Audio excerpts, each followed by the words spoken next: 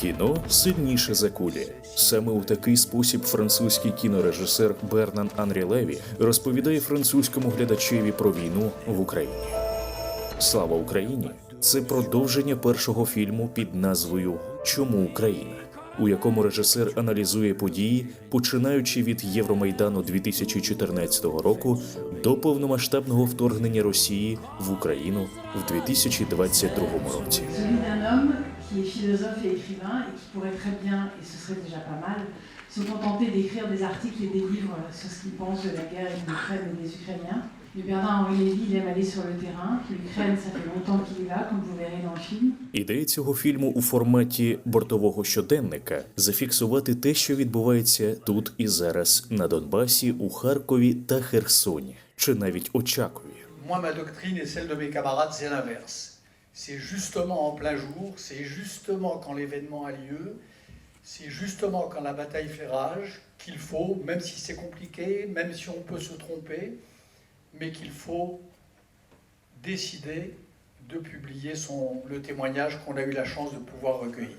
Режисер коментує події, що відбуваються навколо нього. Він стає свідком життя і смерті, руїн міст і сел. Знімає обличчя тих, хто пережив жахливе горе, і зустрічає глядача з цими емоціями. Alors j'ai trouvé que c'était un film très émouvant, que monsieur Bernard-Henri Lévy est extrêmement courageux d'aller lui-même sur le front, de voir ce qui se passe en Ukraine et surtout de venir apporter ces images à un public français. Parce que, comme beaucoup de gens le savent, les gens oublient qu'il y a cette guerre et surtout ne comprennent pas que ce n'est pas juste une guerre pour l'Ukraine, que l'Ukraine défend toute l'Europe, que l'Ukraine fait cette guerre.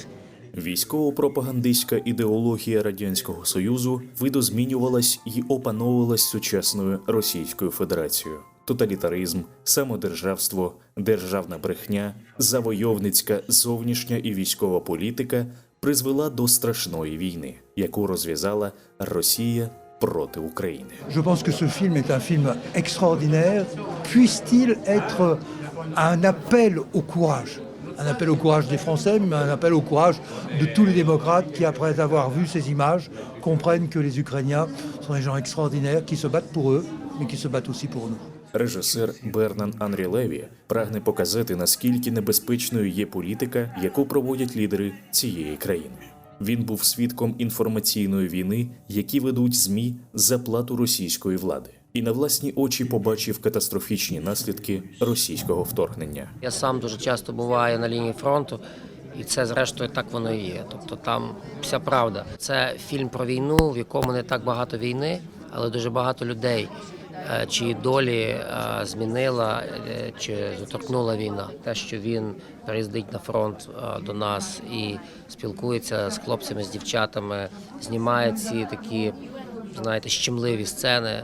Це дуже важливо і для французького, і для американського глядача. Цей фільм буде йти в Америці, він буде в широкому прокаті. Тому це дуже важливо. J'ai trouvé ce film très touchant, très utile, parce qu'il nous plonge dans la réalité de cette guerre.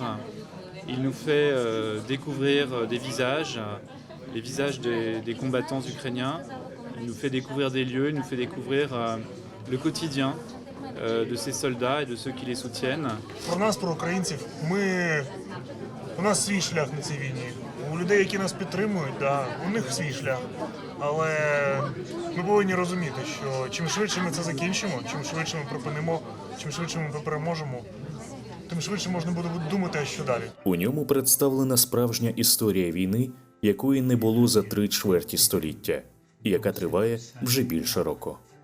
Глядачі, які стали свідками подій, пропонуються взяти участь у боротьбі з параноєю влади в Кремлі та боротися за демократію. L'avenir de l'Europe qui se joue là. C'est l'avenir de l'Europe, l'avenir de vos enfants et des miens. Et de mes petits-enfants, parce que moi je suis vieux. Voilà. Et leur avenir se joue en Ukraine. Слава Україні і слава Європі! Vive l'Ukraine.